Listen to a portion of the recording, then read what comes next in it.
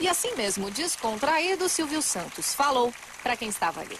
Nós de televisão estamos vendo que por mais que a Record queira se aproximar da Globo, em todos esses anos ela não passou de 11 pontos e ultimamente ela tem caído para 10, para 9, para 8 pontos, o que significa que o público dificilmente vai deixar a Globo. A Globo é um muro e ultrapassar este muro a gente só consegue de vez em quando. É claro que se você tem um jogo de futebol entre o Corinthians e o São Paulo na Bandeirantes, pode dar 30, 40 pontos, mas no dia seguinte as pessoas voltam para a Globo.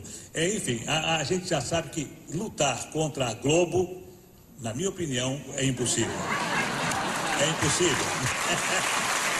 Alguns segredos do Silvio Santos, empresário, para nós, para mim, Gerson. Uma das coisas que não deve preocupar quem quer se meter em qualquer tipo de negócio é não se preocupar com os elogios ou com as críticas.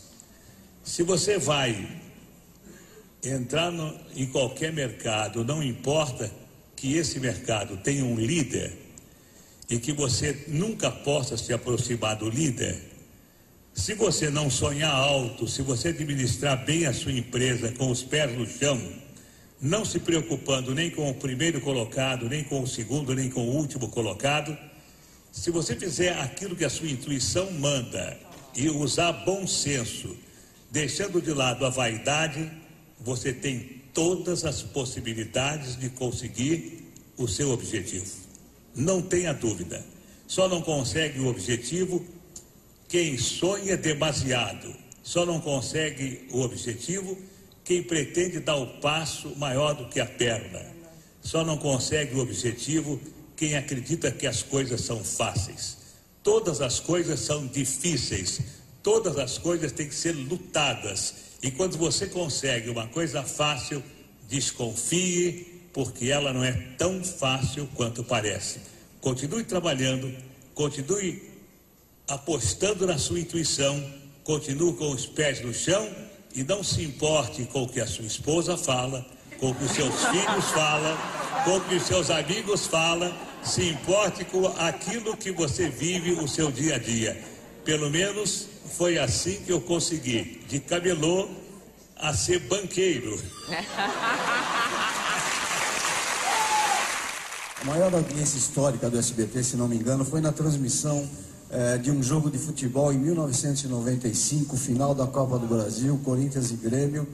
E depois disso, o SBT nunca mais voltou a investir na transmissão esportiva. Por quê? Eu me lembro de um ano que eu tentei competir com a Globo e que a minha proposta tinha sido até um pouco melhor do que a da Globo.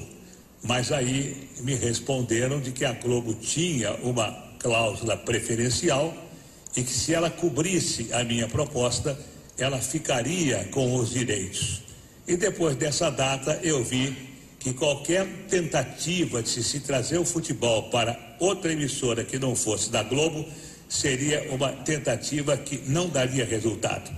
Eu criei as minhas filhas porque eu sempre sonhei em ter no Brasil uma vida como os americanos têm nos Estados Unidos.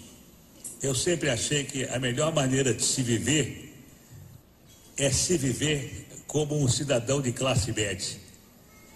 Tudo aquilo que passa de alguém que possa ter o suficiente para viver como um cidadão de classe média, na minha opinião, a malucada, como eu já disse a vocês, é troféu.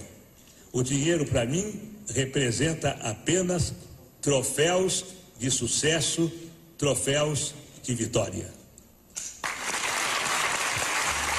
Durante as comemorações dos 30 anos do SBT, ao vê-lo falar, eu vi não um grupo de funcionários aplaudirem o patrão, um empresário. A sensação que eu tive foi um grupo de fãs aplaudindo e ouvindo um ídolo. Você, Silvio Santos, se enxerga assim? As pessoas trabalham para você e te adoram. Não, eu nunca me preocupei com isso e eu até me surpreendo com a minha popularidade. Não, verdade, eu me surpreendo porque nunca foi objetivo meu e as pessoas de imprensa sabem disso. eu não dou entrevista para os meus colegas, eu não vou a programas dos meus colegas, porque eu acho que eu exerço a minha profissão. Eu faço aquilo que eu tenho que fazer como profissional.